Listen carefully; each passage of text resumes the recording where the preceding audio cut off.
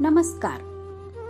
સાહિત્ય જગત સાહિત્ય પરિવાર તરફથી હું કિરણ શર્મા પ્રકાશ સ્વરાંકન આપી રહી છું. નિમિષા વિજય લુભાણી વિનિધિ 26મી જાન્યુઆરીની ઉજવણી નિમિત્તે દેશપ્રેમથી રંગાયેલ તેમની વાર્તા રજૂ કરું છું, જેનું શીર્ષક છે જોજો તોજો. રોજ સાંજે શેરીમાં આશરે 65 વર્ષના હીરાબા બેસતા. બાળકો રમતા હોય તે જોયે રાખે, આવતા જતા માણસો સાથે વાતો કરે રાખે. આમ જ રોજ સાંજ પસાર થતી. હમણાંથી તો તેઓ લાકડી લઈને બેસતા, તેથી બાળકો નિર્ભયતાથી રમતા.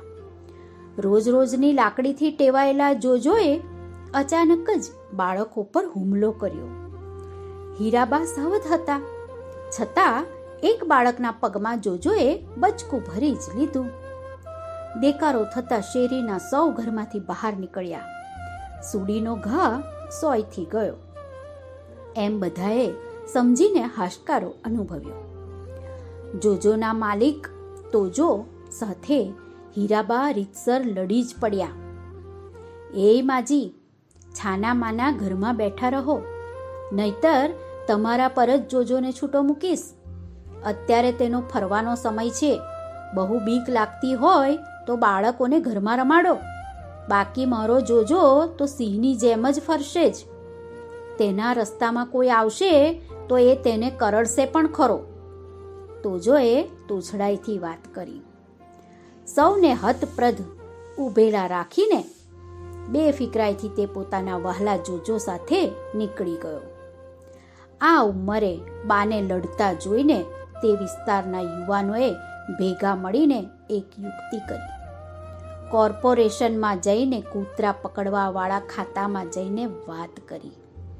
બહુ ચર્ચા વિચારણા પછી ઉપરી અધિકારીએ સંમતિ આપી.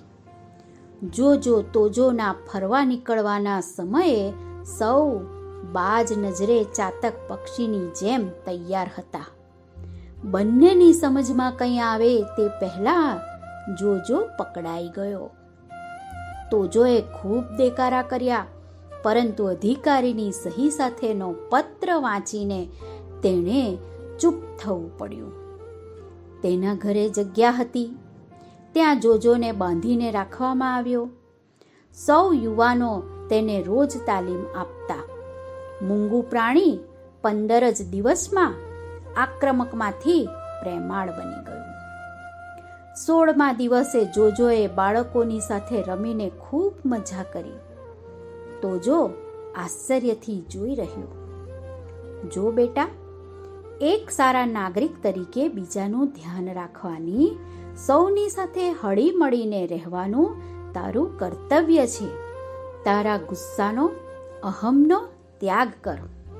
આ યુવાનોએ જેમ બુદ્ધિ વાપરીને પોતાની કર્તવ્ય નિષ્ઠાથી ઘરે જ રહીને બીજાનું હિત વિચારીને દેશપ્રેમની ઝલક દેખાડી છે, તેમ તું પણ આ કાર્યને તેમની સાથે મળીને આગળ ધપાવીશ તો આ મૂંગા પ્રાણીઓથી મનુષ્યને થતી તકલીફ અને મનુષ્યોનો તેમની પ્રત્યેનો ગુસ્સો બંનેનું એક સાથે નિવારણ થઈ શકશે.